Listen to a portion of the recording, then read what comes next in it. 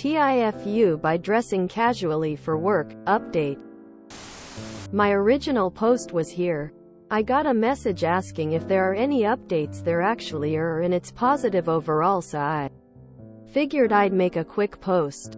So the basic gist of my original post is that I work with marginalized people, including people dealing with street homelessness. I'm the lived experience guy, so I feel a bit separate from a lot of my colleagues. During a cold snap, I had to wear a lot of layers to work and look scruffier than usual. When I tried to come into the staff office, a colleague I hadn't worked with before mistook me for a client and dramatically shooed me out the door, which obviously felt great. The service manager saw this happen and asked if I wanted to make a complaint. What ended up happening? I did go ahead with the complaint, mainly because the way she acted when she thought I was a client made me concerned about how she treats actual clients. It was taken seriously and formally investigated. The process wasn't as stressful as I thought it would be. I feel like it was handled pretty well. I feel like people kept getting stuck on the me being mistaken for a client part and not the this lady thinks it's fine to shoo clients part. Like they were asking if an apology or a mediation meeting would help. I was honest and said an apology wouldn't mean a huge amount to me one way or another. I'm mostly just worried about her attitudes in general, and as long as that's been looked into, then I'm happy. There was some discussion and some ideas suggested. I'd say the main outcome is that the service is going to be funding training for all staff on unconscious bias.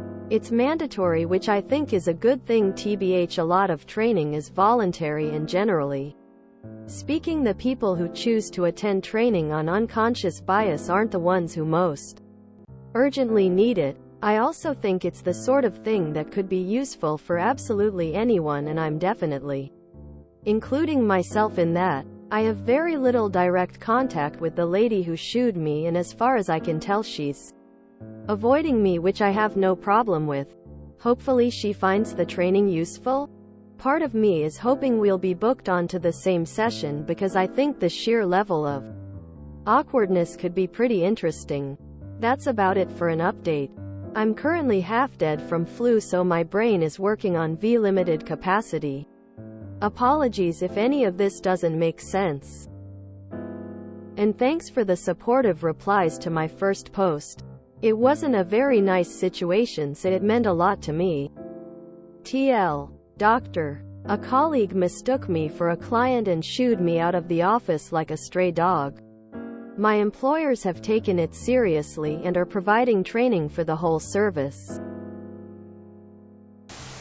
Jesus, I just read your original post and my heart hurt. You did good. What she did was unacceptable. She works with vulnerable people, not on a farm. You seem to be a good person. Don't let people bring you down. The fact that employer stood up is really uplifting. Good on you for standing up for yourself and helping change the culture a bit. You're your own best advocate. Never forget that. I work in a hospital and had to come in one day on my day off to retrieve something from my locker, which is in a secured area that you need to swipe into or get buzzed in. It is in the waiting room, so it's a super busy area. I didn't have my ID, was wearing a hat and hadn't shaved as it was a day off. A good work friend of mine, who I had worked with for years at that point, flat out refused to let me in. I saw her and waved. She kinda nodded. I pointed to the door to buzz me in and she's like, nope. Not happening, weirdo patient. Lol, I had to go ask another girl to let me in. I still haven't let my bud forget about it a decade later. That's excellent. Tried talking with her? If you enjoyed this video, please check out our playlists full of similar content. Epic Ericast is like doom scrolling for your ears. Please like, share, and subscribe.